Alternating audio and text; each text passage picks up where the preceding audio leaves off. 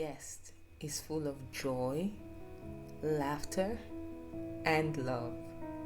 An absolute delight. Mrs. Olashubomi Oyenuga.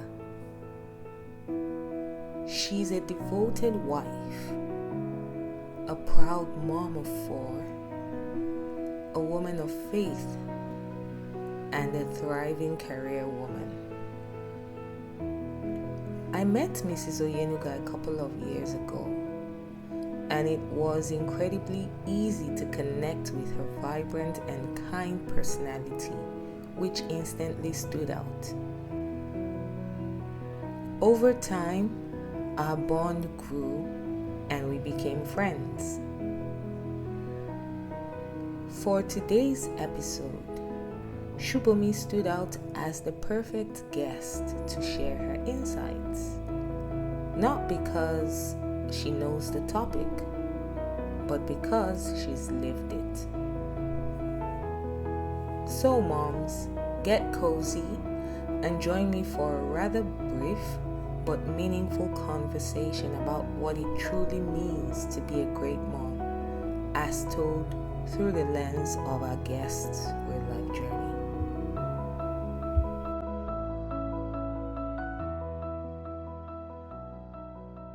It's so good to have you here. Thank you. We both know how long I have chased you for this, but I know you are a very busy woman, a very busy mom. I'd like you to introduce yourself just briefly. Okay. All right. My name is Olashubomi Oyenuga. I am married with 4 children of 2 generations. Today we're talking about who a great mom is. I remember when I had my first child. Yeah. There were so many things that ran through my mind. I was very excited to be pregnant. I was excited when she was born. And then I had to go home with her. And I had thoughts in my mind. What am I going to do? Like, what am I going to do with this person? Like, honestly, I'm an aunt to so many. So I've had to take care of nieces, nephews, but I give them back to their parents. And I go home. But now I had to take this little person home. And they were going to be with me. They're still with me, almost 5 years on.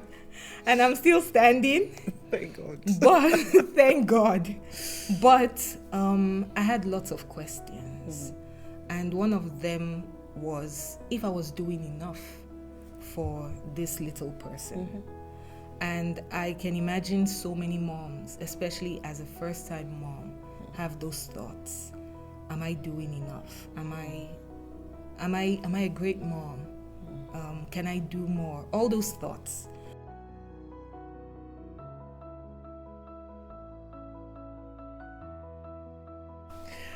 Okay. There is such a thing as a great mom. So I think that should encourage you. But it's not a woman that is flawless. Okay. But a great mom is one who loves deeply, a mom who is present, a mom who cares, and a mom who can be friendly with their children. A go-to mom in that if there's anything, not only positive but negative issues a child is going to, you are the go-to mom. They will run to you and not run away from you. Wow. So there is such thing as a great mom. Wow. I love that. A go-to mom, a present mom.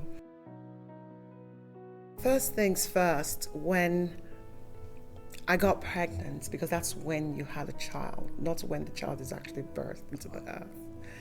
So you have a child once you conceive. And from my womb, I was first of all in awe of God's miracle, because it is a miracle to conceive. And because of that, I understood that having a child in my womb was not in my making, but God's grace to bless me with a reward. And so I had to put myself in a position whereby God could count on me to bring that child up in his ways. So I looked at it as a privilege. I looked at it as an honor to carry God's reward from within me outwardly. So whatever challenges came, by the way, in handling 4 children, I always went back to the person who gave me those gifts. So I knew, and in his word, he says his grace is sufficient. So I always held on to those words, that God's grace is sufficient to be able to raise the rewards he has given to me, by his help. Yeah. Okay. Go back to the person who gave you the rewards. I love that, because speaking of challenges, you mentioned challenges. Raising young kids is not void of challenges. And in such instances, you have to discipline them somehow. So I'm going to ask you, you have to discipline them, you have to love them. Anything that has to do with my children, who I call rewards from the Lord, I have to go back to his word to be able to know how to handle things. And one thing I did for myself, actually, before I got married and before I started having children, was I made sure I read loads of books. Because it's important we prepare. It's not a pay as you go. Oh yeah. It won't work that way. There's no so manual. So it's through those periods that such knowledge, the Holy Spirit rekindles such knowledge within you, reminds you of it. So what happens is, God says in his word, he disciplines those he loves. So God has a choice. If God doesn't love us, he wouldn't discipline us. And then, so I take that and the only way I can, not the only way, one of the ways I can prove to my children that I love them is to discipline them. Now, in disciplining them, I let them know why I am disciplining them. It's very important to let them know why. And in this process, you're not lashing out in your emotions like anger and you're going crazy or anything like that. So I always imagined myself, even if I had children, that when they challenge or try to push my limits, the first thing I tell them is, go and bring your Bible, or I tell them, go and bring the rod of correction. The rod of correction, they know what it is. What's the rod of correction? It's the Bible. The rod of correction is not the Bible. The rod of correction. The rod of correction is a spatula, it's not going to hurt them really, to be honest. There's always the softest parts, which is always their backside. But I let them, I say, do you know why I'm doing this? I ask them, even as they were very little, do you know why I'm doing this? And they're like, I don't know. I said, I need you to think about it. Because they need to understand that misbehavior gets its consequences. Can I just interject quickly? Yes. At what age did you start and stop using the rod of correction? Okay, when they started understanding, started talking and expressing themselves. Okay. Yes, when they were babies. I started disciplining my children when they were babies. Okay. Even when they were not talking. And when I say discipline, I say they want to go touch something, and I say, no, don't touch it. And I kind of distract them, and they go there, and I keep going back. So I take away that privilege. What some parents did, which, different things work for different people. Yes. They kind of take those things out of sight so that they don't have access to it. But I never operated that way. They need to know things have to be placed in a particular place. And it's not everything you see you must touch. There's the same thing when I take them to the shops. We always have a talk. We have our car TED talk.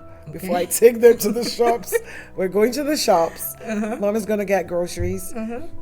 It's okay for you to look at the thing, but do not touch. If you see something you like, let me know. If mommy can afford to buy it, I will buy it. So there's a conversation going on. Okay. So you asked me a question, when did I start? So there are different forms of discipline. And so I started from when they were little, crawling and always wanting something, to grab something, to, my first child is 24 and a half. Wow. She's an adult, but I still discipline her in the way that an adult should be disciplined. For that age. Exactly, because she works in an organization. She's going to have managers over her. Yeah. And she needs to understand that if you step out of line, they will discipline you. Yeah. And it's a law of the land. So if you really want to bring up children who are going to be great leaders in our society, they need to understand that there are consequences for misbehaviors. Wow, I love it. There's just so much packed in that. Thank you. I'll have to watch this again and dissect. Thank you. Okay, self-care. You find out so many moms it's so easy to get overwhelmed as a mom. Whether you're a mom of a young child, of an adult, I can imagine. Yeah, that says it all. And me having young kids, you can get overwhelmed.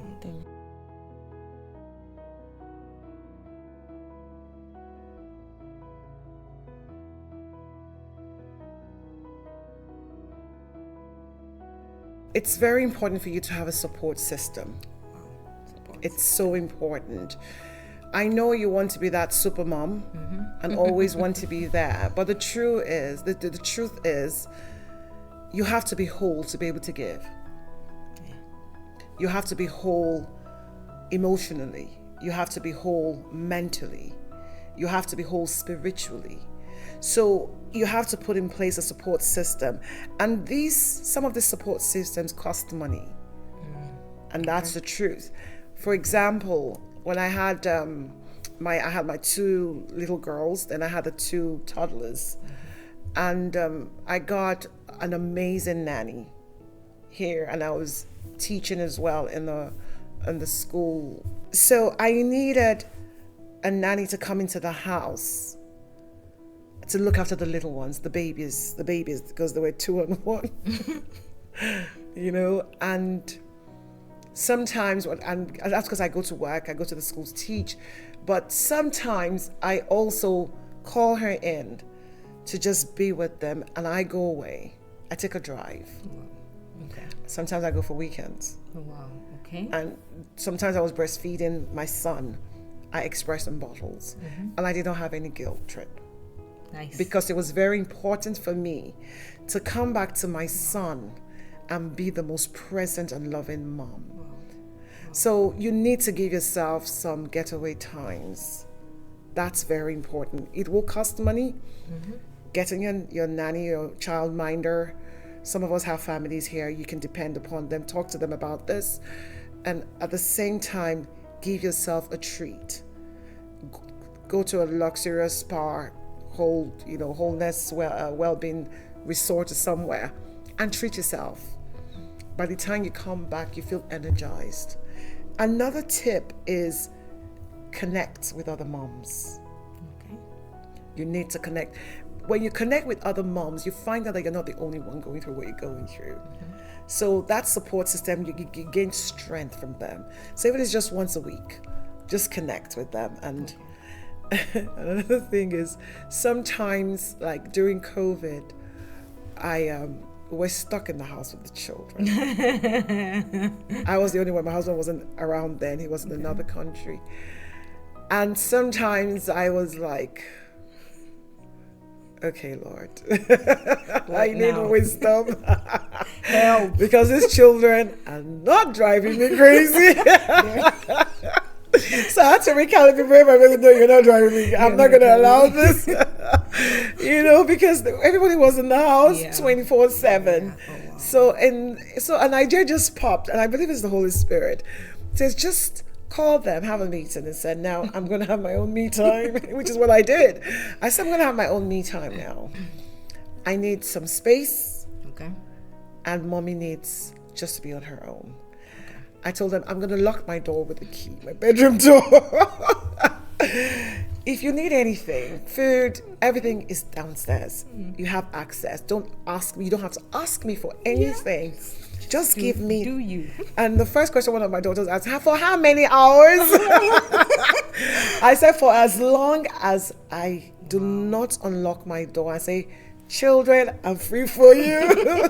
So in those times, I would call a friend. We will just, we will laugh. Or I'll get a movie, I'll watch, and I love to watch comedy. Something that'll just, because laughter is medicine to the soul. So it's important. Yeah. So that's another way. So not all self-care has to be money eccentric, what I mean? Yeah. So, and another thing is, I think I mentioned the 3 key things, to be honest. Another thing I usually do is I always have worship playing in the background 24/7. So when I'm down, I'm stressed, a worship song will just come, music or soaking worship, and I hear it and I just feel so strengthened from within. So there are many more, but those are my go-tos any day. Okay. Now for the 3rd tip she mentioned, it may not apply to first-time moms. Do not lock your door and leave your babies out. Oh, no, they were not babies. I'm sorry. Those were adults. They were not babies. They were, preteens. Preteens and young adults. Yes. If you have babies, you can get someone to just come in. A friend. You should, don't say, I don't trust anybody. There must be a friend you can say, even if just tell them, can you just come over and stay with them for a few hours downstairs? I just want some time. It's okay. You talked about guilt, mom guilt. You never had that, which is beautiful to hear, because it's easy for a mom to feel, I cannot leave for a weekend. I will be neglecting my young child. I'll be neglecting my husband.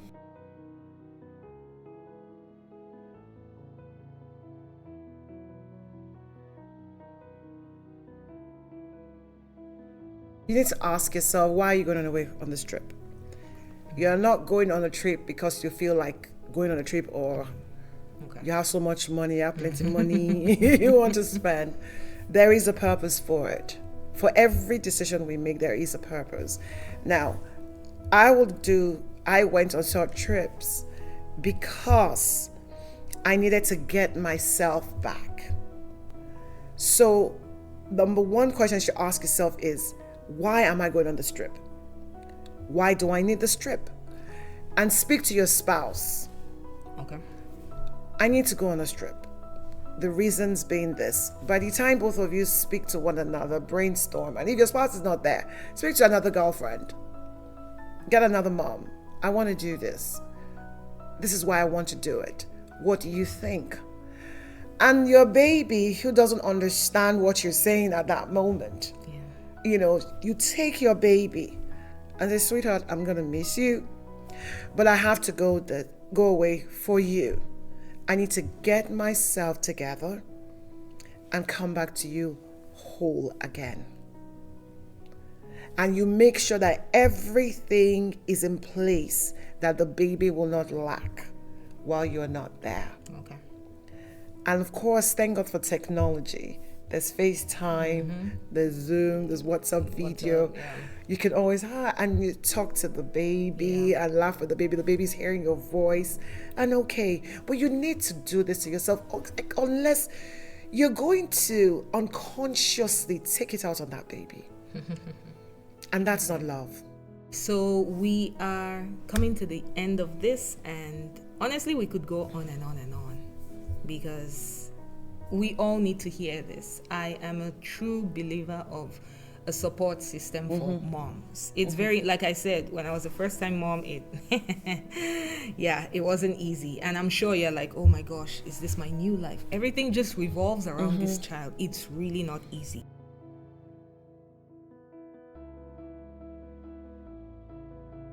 The first thing you need to do, that I would advise, is trust your instincts. Each mom knows their child better than any other person. So as long as you're connecting with your child, you know your child, you know what's going on, you know what they need, you know how they'll react if you're not going to be present and all that. So trust your instincts. The second one is accept help. You know, you're not failing if you ask for help. You are actually becoming a better person. So always ask for help, please. That was something I struggled with. I must say that. No, I struggled with that because I just thought, my child, I can't trust anyone with my child. No one can do it like I do. Even to my sisters, I'd be like, what's wrong with you? We already have children. Like, you can't understand, I know. So I had to, that's why sometimes you just have to sit yourself down and talk to yourself. So yes, accept help. And the third thing is, each mom needs to define their own definition of what great is, being a great mom is. Because a lot of moms are defining what great moms are with the social media standards. No. And oh no, please don't.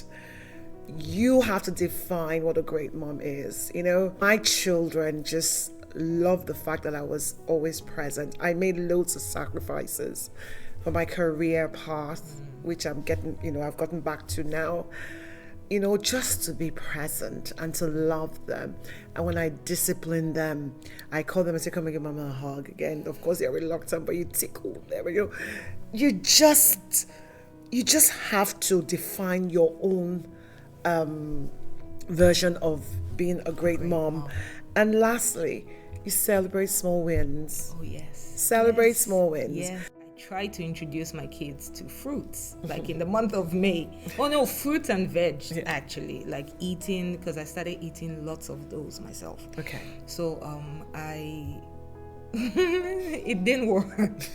But at the end of the month, my son started eating apples. He never ate apples. That's the only thing he started eating. That's what I talk about, small wins. Exactly. Yeah. Instead of complaining, oh my gosh, they didn't eat carrots. They're still not eating spinach. They're still not.